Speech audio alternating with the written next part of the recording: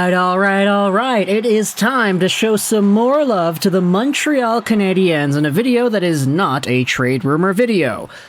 You remember this one, right? From 10 days ago, the Juraj Slafkovsky update that you are not ready for.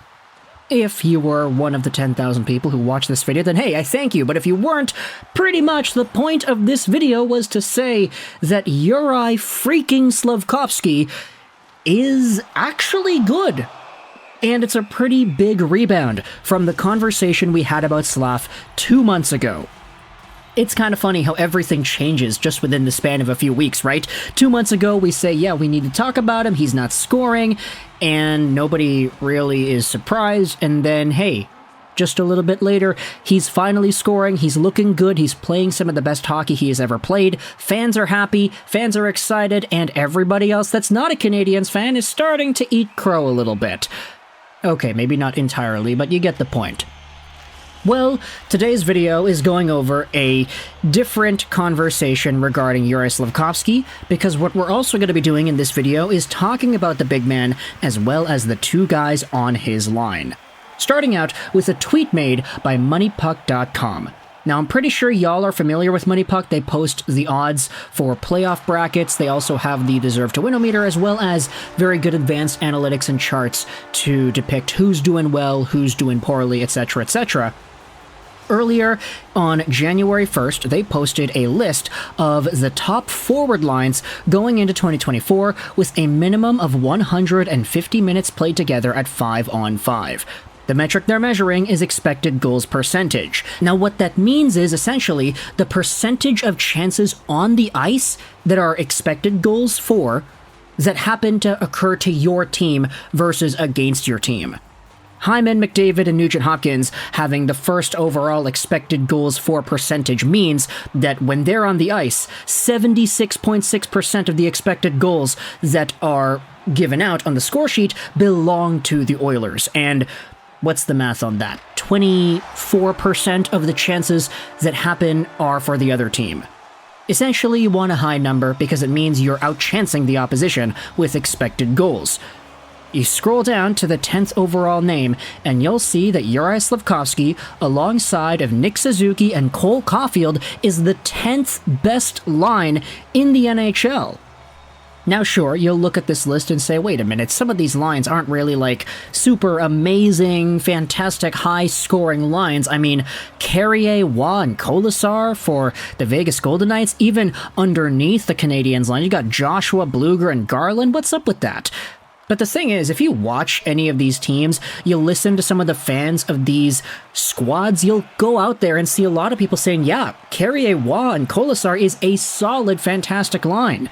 You have Canucks fans going out there and praising the heck out of their third line because Dakota Joshua, Teddy Bluger, and Connor Garland, as of the past few weeks, have been tearing it up. They're so good. And so even though these names may not all be the most top-tier, number one caliber names, you still have a list that quantifies which lines are doing well, and the Slafkovsky, Suzuki, Caufield line happens to be in the top 10. Good on them. So, where does this take us? Well, it takes us to yesterday's game. We had ourselves the Montreal Canadiens defeating the Dallas Stars 4-3 in regulation. They scored 4 goals on 18 shots. How about that, goaltender Scott Wedgwood? I was about to say Jake Ottinger. Good thing I checked the list before actually saying that. But if you go over to the goals that were scored here by each of the teams, you have everybody's worst nightmare, Jamie Benn, getting on the board to make it 1-0. Then you have yourselves the tying goal just 4 minutes later, scored by Nick Suzuki off of a great play by Jordan Harris and a fantastic centering pass by Juraj Slafkovsky. Fantastic. Caden Gooley then gives the Canadiens the lead. Jordan Harris continues his hot night with a goal in the second period. That's his first on the year. Good for him. And then in the third, off of a very nice passing play, you've got Cole Caufield scoring a power play marker from Monahan and Suzuki. Now, you can talk at length about the other players on the Canadiens, who's doing all right, who's not really doing too well. I'm seeing so many Habs fans nowadays complaining about Mike Matheson and his tendencies on the ice, especially on the power play. And while I say those critiques aren't unnecessary, I do see value in Matheson still because the guy's getting me points in my fantasy because he's blocking shots. Either way, aside from that, this game against the Dallas Stars was such a good showcase for that same Suzuki, Caufield, and Slafkovsky line. Let's go over some numbers and ideas to illustrate why. Here is the hockey stats card page for yesterday's game, showing the impact card for the Canadiens against the Stars on January 2nd, 2024.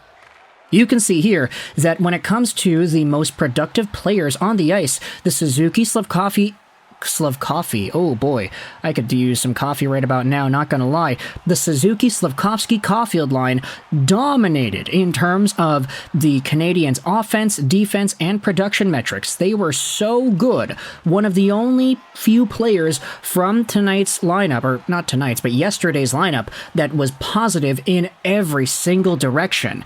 Even Caden Gooley, who was second on the team, technically had a negative offensive rating, which I don't know how that works because he scored a goal, but still, you could see his number is going a little bit in the negative direction on this chart. Still, though, Nick Suzuki, Slafkovsky, and Caufield have been so fantastic together that this kind of thing, this occurrence of them being the top line and the best statistical players on the team in terms of overall shares of expected goals for and against, this is not new. Here's a tweet made by Brian Wild, 5.29 to 1.47. That was the expected goals in yesterday's game for the Dallas Stars. Now, the Stars lost 4-3, but the expected goals, Dallas had the 5.29 lead over Montreal's 1.47. Despite that, somehow, the top line of Nick Suzuki, Cole Caufield, and Slafkovsky managed an 88 expected goals shared. That is insane. Montembeault in one game did a 2.29 goals saved above expected. This is also insane. If you have an expected goals like this overall, all of the lines should have been absolutely caved in, not an 88. These three are the real deal. It's 20 games now. This is real. And to add on to our conversation about the big man Uri himself, Steam Train goes out there and says this: the difference between early season Slafkovsky and current Slafkovsky is amazing. I can't remember seeing a player progress so much in such a short time. If he can get his shot going, he'll be a monster. I too cannot remember a time that I have seen such sudden, massive improvement, Brian Wild goes out there and says. Now, I guess you could go out there and be the cynic and say that, hey, Slafkovsky only has 14 points in 37 games. He's only on pace for 31 points in 82 games. That's not amazing. But if you go out to the game log and you see just the isolated numbers, I mean, the guy had a point against Dallas. He had a point against Tampa Bay, so 2 points in his last 2 games. And then if you go back even further, 2 pointless games against Carolina and Florida, but then you have 2 straight 2-point games against Minnesota and Chicago. So that's 1, 2, 3, 4, 5, 6 points in his most recent 6 games played, which is pretty good if you ask me. Sure, you don't want to see the pointless games in there. It's a little bit inconsistent when you try to map out certain stints, but still.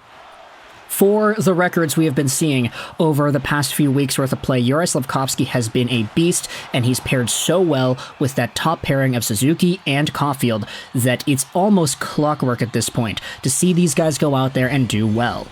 Here's a tweet made by the Habitant. Here are the Canadiens' 5v5 points leaders this season. Suzuki at 14, Caufield at 12, Slafkovsky at 11. This list is both highly encouraging for Slav, but also very worrisome regarding the lack of 5v5 production on the team everywhere else.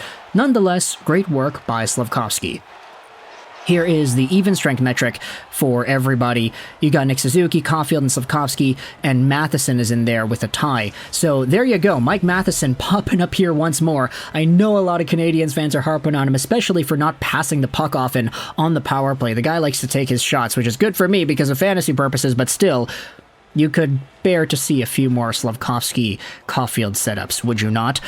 Either way, let me know your thoughts in the comment section below about the Montreal Canadiens and what we had talked about a few days ago, how this is still relevant and how you could say it's even better than it was before. Juraj Slafkovsky is the real deal, and NHL fans should be looking out. This may not appear right away at first glance on the point production list, but hey, this is a player that's playing really darn well, and it's a matter of time only until people start realizing that.